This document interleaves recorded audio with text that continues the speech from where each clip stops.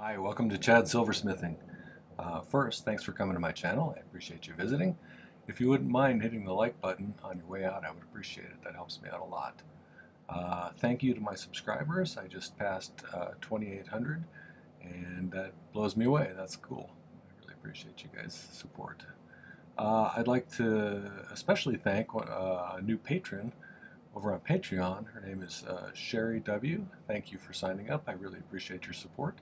I hope that you enjoy the community over there that we're building. So lots of interesting people with different skills sharing ideas and stuff. It's pretty cool over there. If you're interested in checking that out, or a few of the other links that I have to various ways to interact with me, check out the video description down below. There's a link to Patreon, there's a link to Buy Me a Coffee. You can visit my website from there. I even have a merch link down there, so check it out. Today, I like repeated patterns sometimes. They're kind of pleasing in jewelry. And one of the things that I don't use a whole heck of a lot can be turned into something that has a real cool pattern, I think. And that's the twisted wire rope, where you just take two pieces of wire and twist them together. I usually use my drill, and you can spin it really fast then and get it done quickly. But it's used in a lot of southwestern jewelry and just some, in a few other situations. But I'm going to show you some different ways you can use it to make some kind of cool herringbone looking patterns. So these are 3 different ways with multiple variations you could do of making some kind of cool herringbone patterns. So let's get started. Okay, so like I said, twisted wire like this, where I've taken 2 pieces of 18 gauge and twisted it together, it can be used in a lot of situations to make kind of a rope looking thing, but what I have found is you can use it for some other kind of cool things.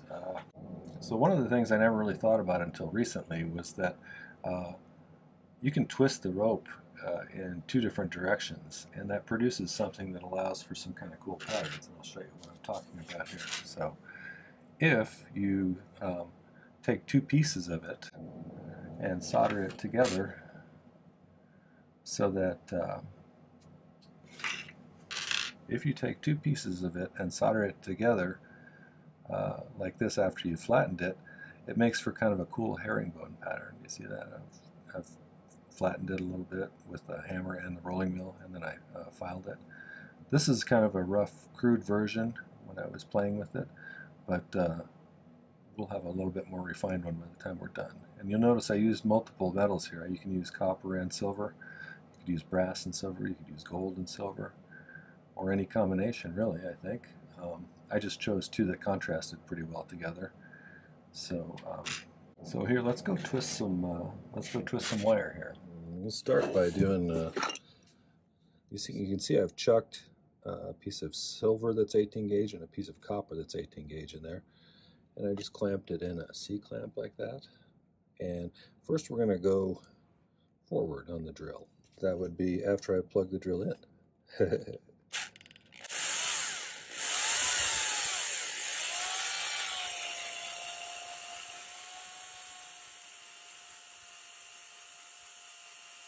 Keeping it kind of loose, but not so loose that it can double up on itself.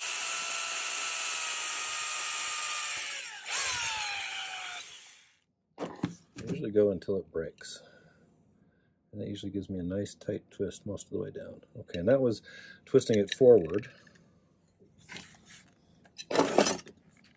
So now, on my antique drill here, I'm going to switch it to reverse. We'll go ahead and do the same thing in the opposite direction.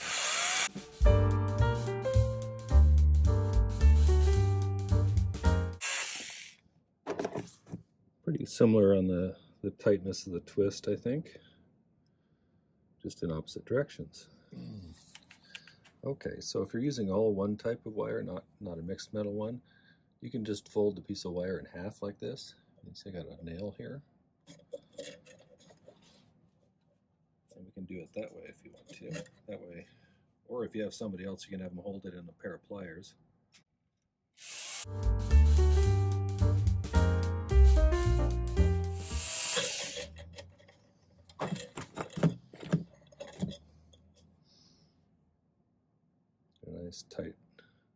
twist there. And I did that one forward. So I'll do one the opposite direction now with just silver. Okay, so to start with, I'm going to use some of the just straight 18 gauge silver that's twisted together. And I think I'm going to go for kind of a size 9 on this one. You can see when you do this how the twisting them in different directions has made it go in opposite ways like that, so you can get kind of a braid. It looks like a French braid almost, kind of. But let's cut off a couple of pieces that are the same length. So I measured for an 8 or a 9. I think I'm going to do a 9 on this one. So we'll go ahead and mark it there and just cut it off. And you need to cut one off of here too.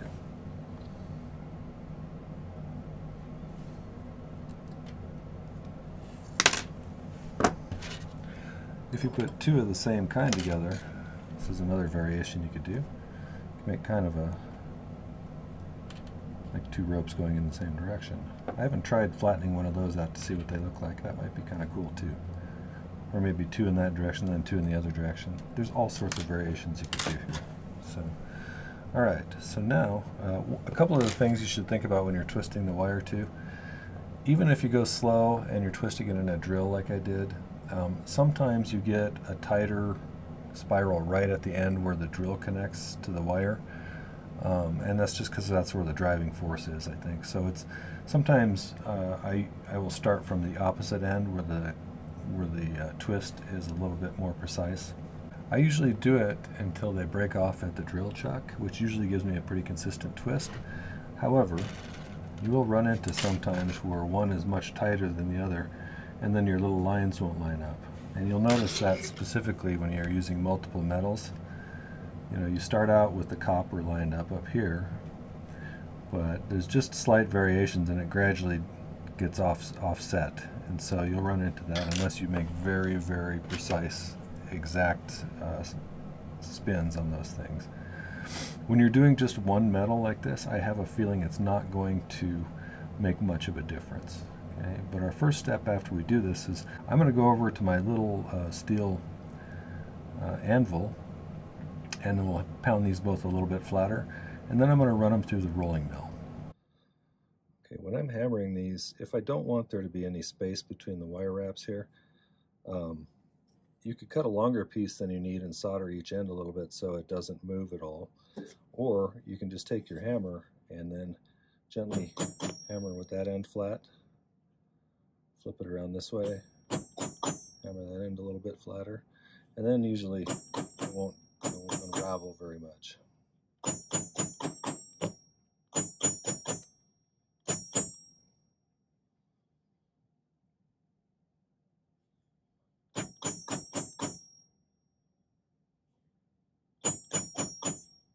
I'm not flattening it very flat because I'm going to roll it through the rolling mill so we get a more consistent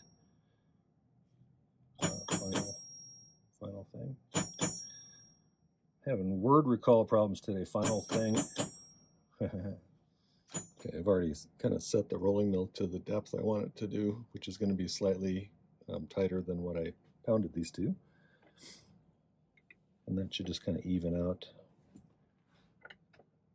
how flat they are.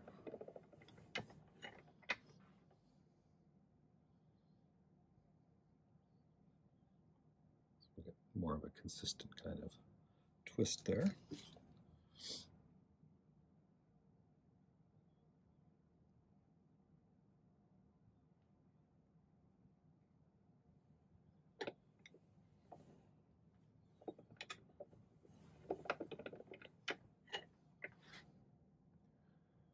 All right. So now we'll go back to the main area. And then we can straighten this out a little better. So I'll just take a few minutes getting this a little bit straighter. Okay, so I did a couple in two different ways. Okay, so what I did was, one, I flattened the pieces like I just did first, and then I soldered them together after I did some cleanup here, which I'll show you in a minute. Another one was where I soldered them together while they're still round, which was this one here. And you can see when I did that, there's a lot less consistency in the solder joint and the width of everything. So, because what I did was after it was soldered together, I went back and pounded it flat. And I think the outcome on this one was less good than the one where I actually soldered it. Flattened them out first and then soldered them together after I filed them. So this is an example of that, where it came together much more nicely. So I think that's what we're going to do on this one. So I need to find the two sides that are going to be in contact with each other. Make sure they're both, I'm able to file both of those sides pretty well. Actually, it would help if I could curve it slightly that way so I can access it evenly with the bastard file.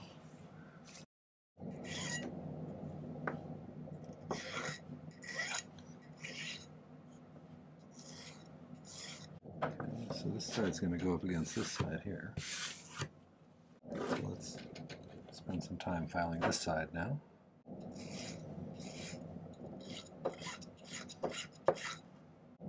That looks pretty good. So I'm going to try to get these two edges where they'll lay next to each other. Also want to make sure there's no twist going on here. Sometimes these will twist on you a little bit. It's sort of flattish.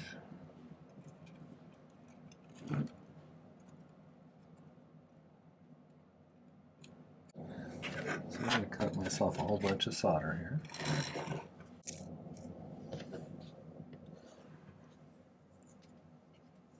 Plenty of solder over here. I'm going to pick solder this. You could probably just lay some on here if you wanted to. I do the pick soldering more often because it allows me to control how much solder is going in there. I don't want to overload it too much.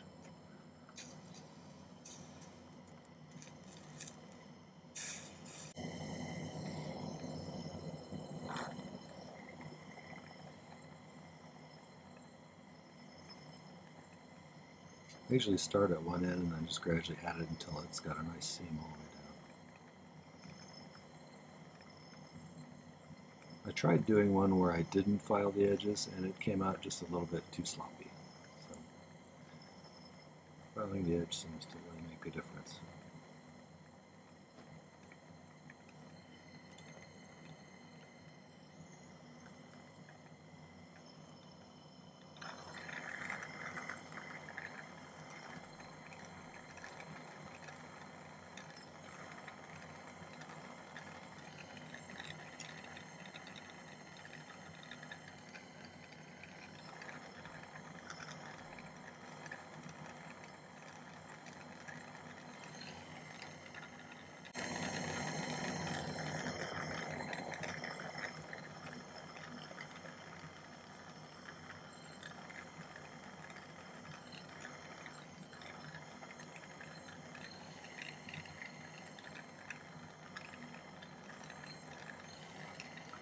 I'm adding a little bit of solder where I see some gaps.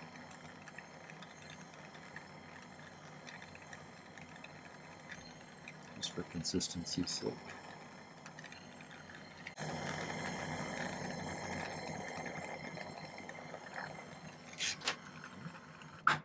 Okay, he's pretty straight and pretty symmetrical. I think you could, if you want to, take it over to your hammering surface and lightly tap it with a plastic hammer. In fact, I think I'm going to do that just to make sure it's straight.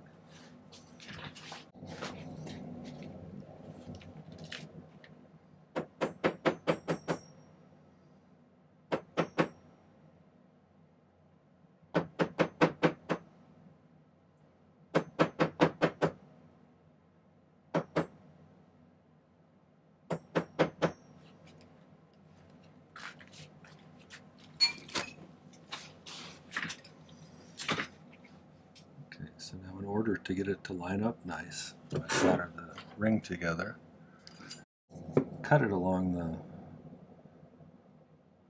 the angles of the braid kind of looking thing that we just did.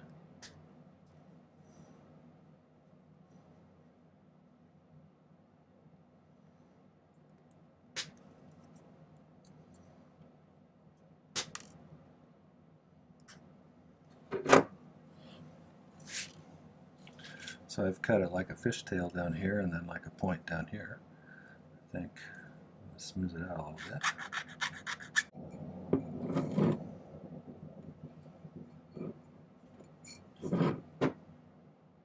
Okay, once I have those filed to my satisfaction, which I still don't, then I'm going to kind of flatten both ends out this way so they go point straight towards each other, just like I normally do with a regular band. Push past each other.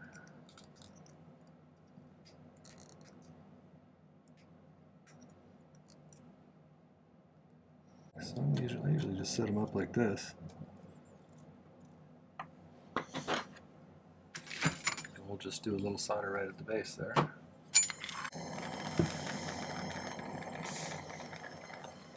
Good sized piece of solder here.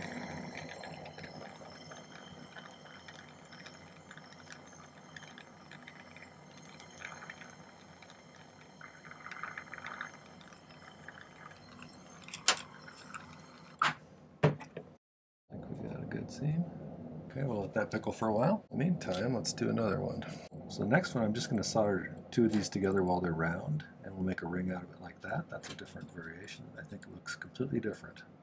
Other variations you could do for all of these are some of them you could oxidize, and some of them you could just leave plain. You could do 3 metals in one piece.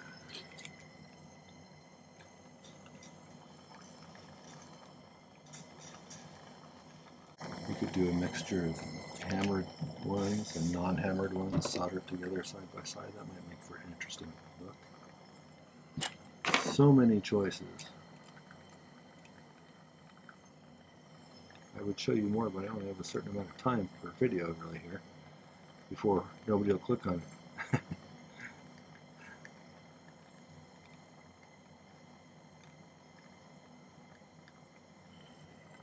Most of my videos end up in the 30 to 40 minute range. These project videos, some of them are shorter for techniques.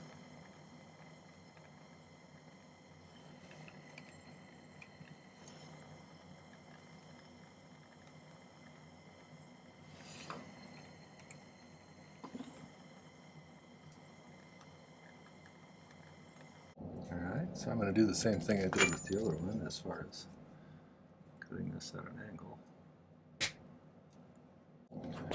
Let's solder this one together now. There's likely enough solder in there to solder it together already, but I'm going to go ahead and add some just to be safe.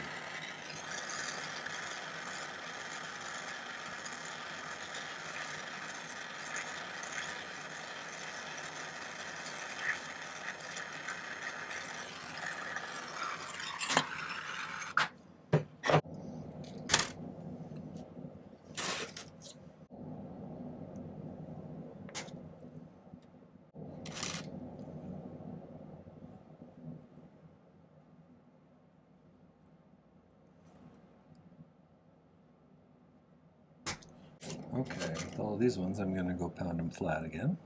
Okay, time to file these guys. I got them rolled through the rolling mill and everything. So, this side here.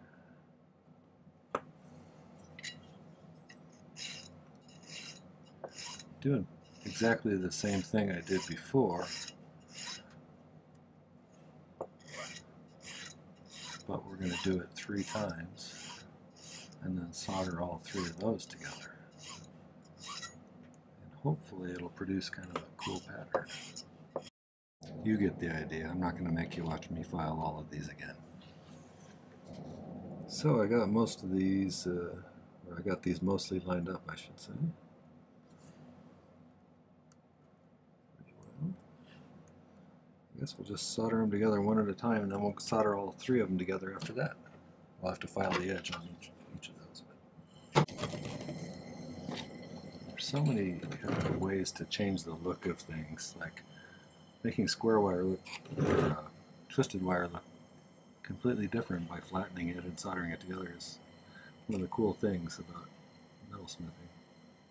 You find little interesting ways to make things look different, which will give your piece an overall different look, you know, which is sometimes fun. Make something look a little different than you usually make.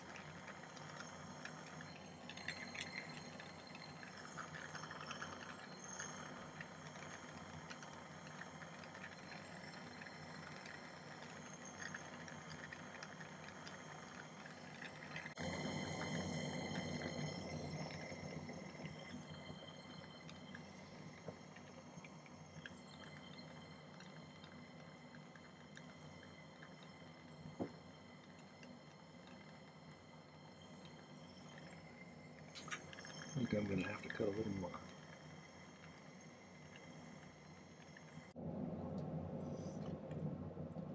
The reason these soak up so much solder is because they have surface areas in contact with each other all the way down the whole length of those. And so solder tends to wick along those seams wherever silver is in contact with itself once it flows.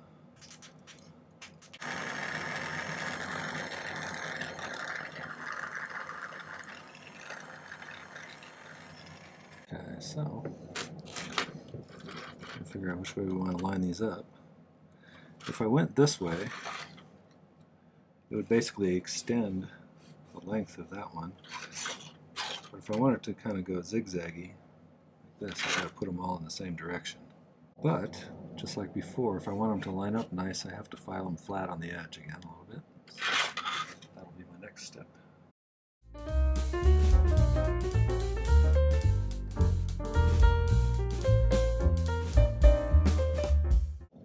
Okay. See if I can find a decent spot on here.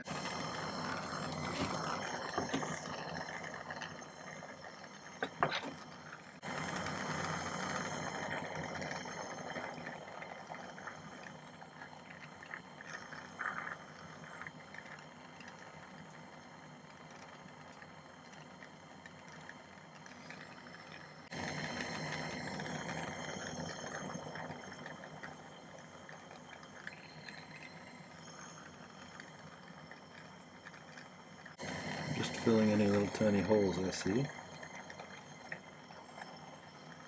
I'm sure I'll miss one. I almost always do. Something like this. I'm actually going to snip this right along the lines like we did before. Try not to poke my eye out.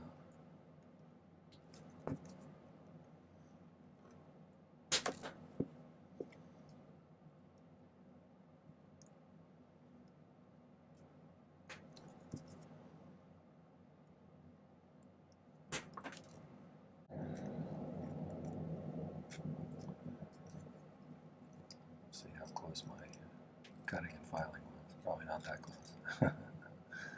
And not too bad. Go a little bit that way. A little bit off center that way, so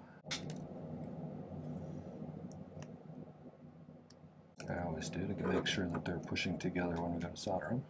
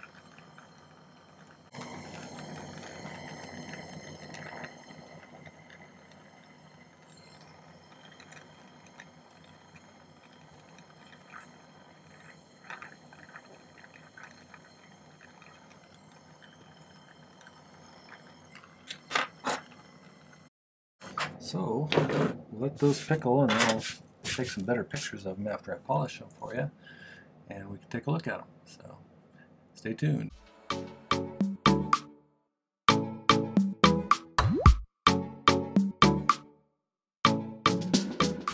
Did some cleaning up and polishing, and here's our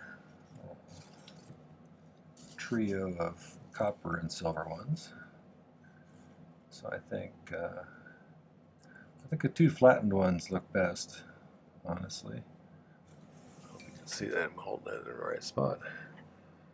The one that I didn't flatten out, I noticed there's some irregularities as far as the width of it.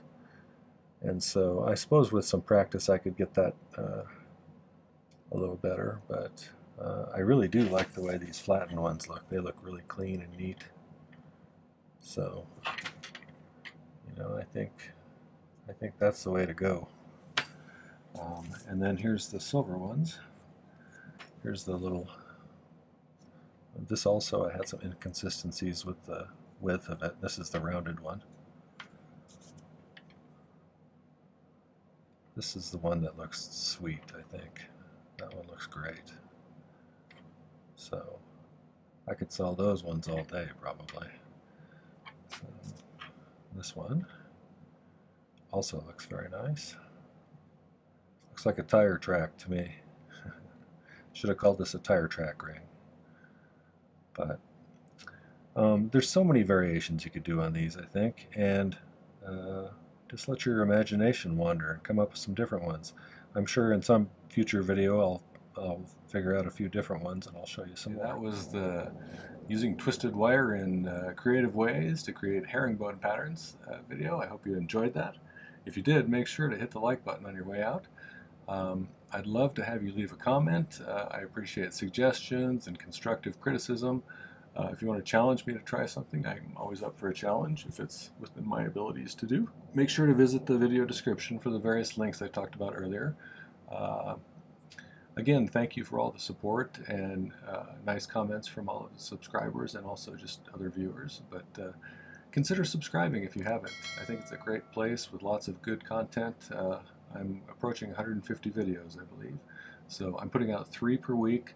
Generally 2 project videos and 1 that's kind of just a generic skill or something that you can apply to many different situations like this one today. So again, thanks for watching. Happy silversmithing. Take care.